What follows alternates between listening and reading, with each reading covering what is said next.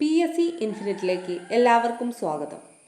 2025 PSC നടത്തിയ പരീക്ഷയുടെ final answer key പ്രകാരമുള്ള ചോദ്യോത്തരങ്ങളാണ് ഇന്നിവിടെ ഡിസ്കസ് ചെയ്യുന്നത്. ചോദ്യങ്ങളിലേക്ക് കടക്കാം. ഒന്നാമത്തെ ചോദ്യം, ഗാന്ധിയും അരാജകത്വവും എന്ന ഗ്രന്ഥം രചിച്ചത് ആരാണ്? ഗാന്ധിയും അരാജകത്വവും എന്ന ഗ്രന്ഥം രചിച്ചത് ചേറ്റൂർ ശങ്കരൻ നായരാണ്. ചേറ്റൂർ ശങ്കരൻ നായർ. രണ്ടാമത്തെ ചോദ്യം, കേരള ചരിത്രത്തിലെ പ്രധാന സംഭവങ്ങളെ കാലഗണനാ ക്രമത്തിലാക്കുക. കുളച്ചൽ യുദ്ധം നടന്ന വർഷം 1741. ആറ്റിങ്ങൽ കലാപം നടന്നത് 1721. ശ്രീരംഗപട്ടണം സന്ധി 1792. കുണ്ടറ വിളംബരം നടന്നത് 1809. ഇതിൽ ആദ്യം നടന്ന സംഭവം ആറ്റിങ്ങൽ കലാപം, പിന്നീട് കുളച്ചൽ യുദ്ധം, പിന്നീട് ശ്രീരംഗപട്ടണം സന്ധി, പിന്നീട് കുണ്ടറ വിളംബരം. അപ്പോൾ കാലഗണനാക്രമം അനുസരിച്ച് എഴുതുമ്പോൾ ഉത്തരം ഓപ്ഷൻ സി. ശരി ഉത്തരം ഓപ്ഷൻ സി ആണ്. ചേരുംപടി ചേർക്കുക. ഒന്നാം ലോക മഹായുദ്ധം, ത്രികക്ഷി സഖ്യവും ത്രികക്ഷി സൗഹാർദ്ദവും. രണ്ടാം ലോകമഹായുദ്ധം, അച്ചുതണ്ട് ശക്തികളും സഖ്യശക്തികളും. ഹിറ്റ്ലർ തവിട്ടുകുപ്പായക്കാർ, ബെനിറ്റോ മുസോളിനി കരിങ്കുപ്പായക്കാർ. അപ്പോൾ ശരി ഉത്തരം ഓപ്ഷൻ എ. ശരി ഉത്തരം ഓപ്ഷൻ എ ആണ്.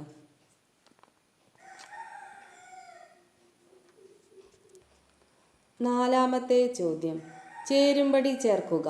ഇന്ത്യൻ ദേശീയ സമരകാലത്തെ പ്രധാന പത്രങ്ങളും നേതൃത്വം നൽകിയവരും.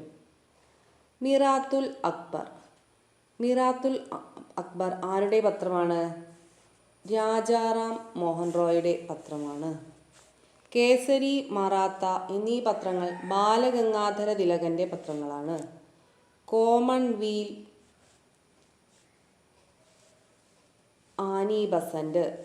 കോമൺവെൽത്ത് മിസിസ് ആനി ബസന്റിന്റെ പത്രമാണ്. യങ് ഇന്ത്യ മഹാത്മാഗാന്ധിയുടെ പത്രമാണ്. അപ്പോൾ ശരി ഉത്തരം വരുന്നത് option B. Miratul Akbar, Rajaram Mohan Roy, Kesari Maratha, Balagangadhara Tilak, Commonwealth Mrs Annie Besant, Young India Mahatma Gandhi. അഞ്ചാമത്തെ ചോദ്യം, ചേരുംപടി ചേർക്കുക. Hindustan Socialist Republican Association, Bhagat Singh. Ghadar Party, Lala Hardayal. Indian National Army, Rash Behari boss.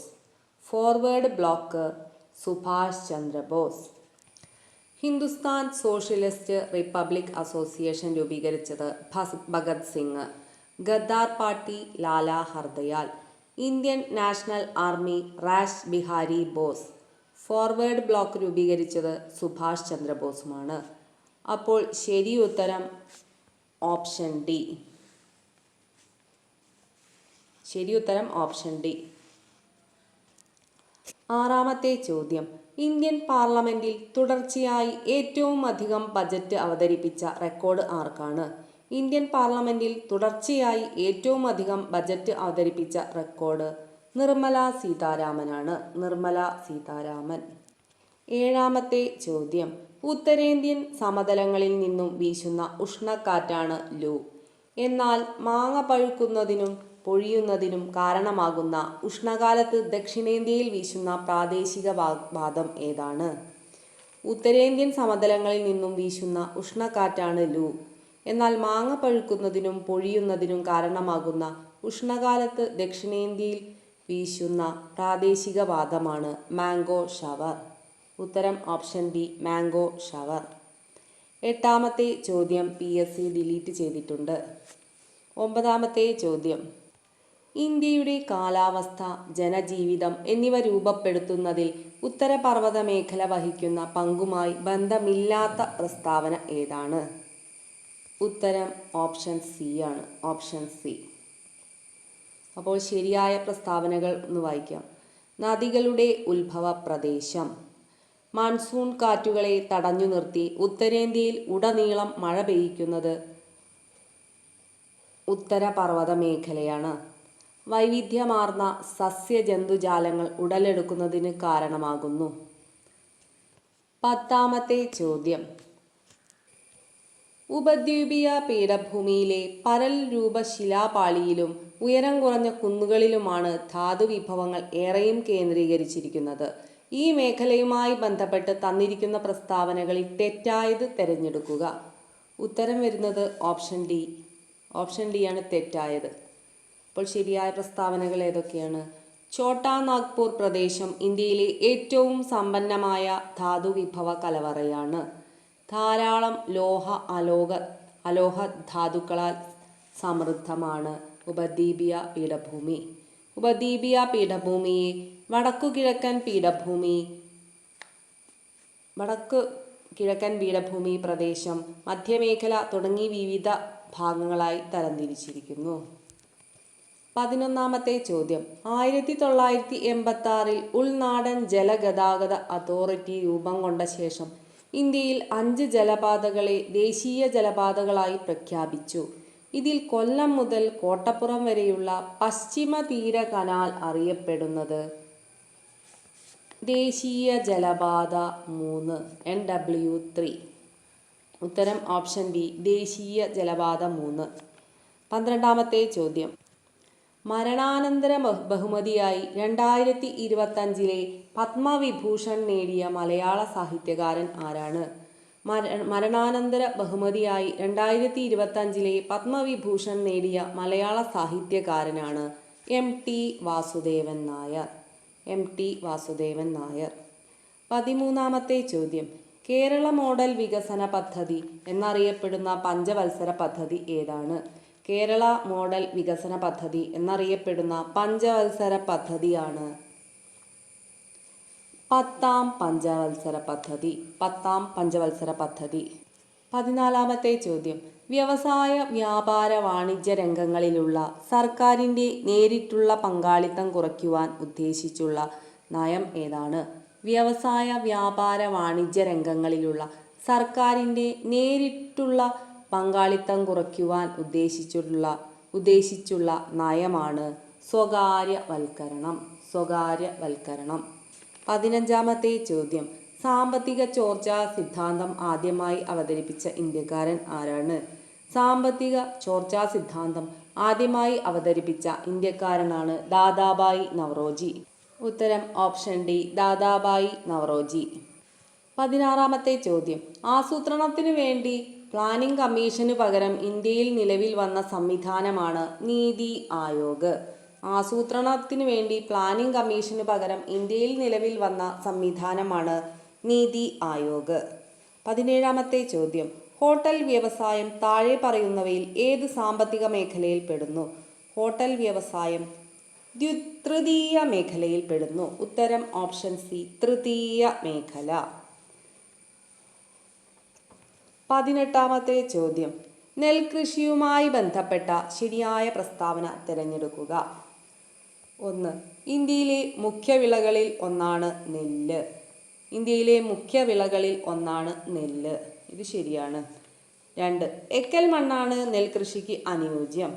നെൽകൃഷിക്ക് അനുയോജ്യമായ മണ്ണാണ് എക്കൽ മണ്ണ്. ഇത് ശരിയാണ്. 3.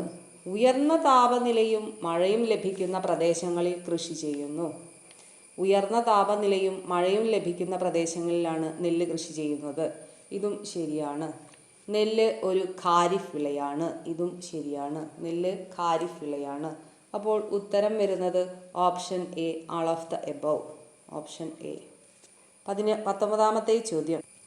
ഇന്ത്യയിലെ ഹരിത വിപ്ലവത്തിൻ്റെ ഭാഗമല്ലാത്ത പ്രസ്താവന ഏതാണ്? 1. ആധുനിക സാങ്കേതിക വിദ്യ ഉപയോഗിച്ച് കാർഷികോൽപാദനത്തിൽ വൻ വർധനവ് സൃഷ്ടിച്ചു.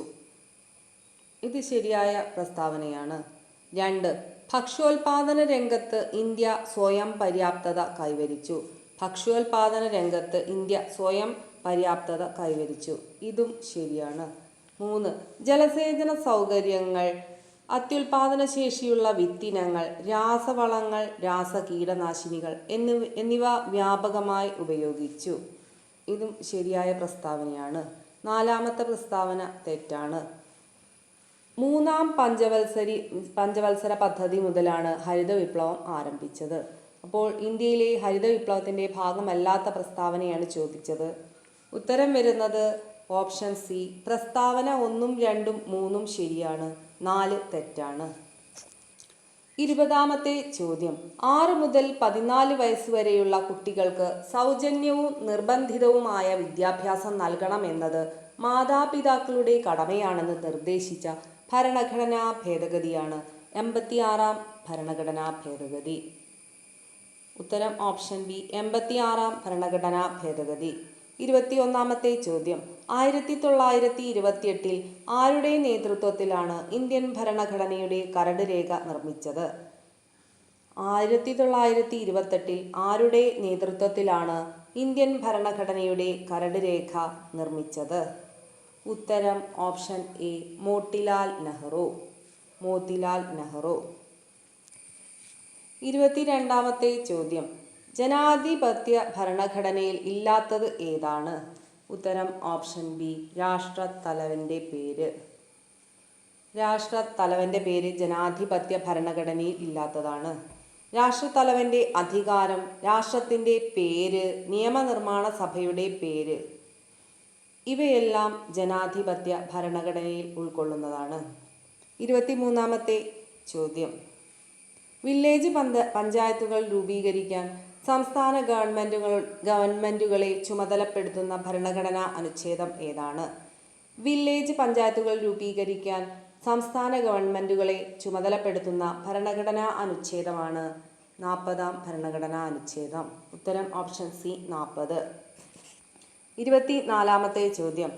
പ്രാദേശിക സ്വയംഭരണ സ്ഥാപനങ്ങളുടെ പിതാവ് എന്ന് വിശേഷിപ്പിക്കുന്നത് ആരെയാണ്?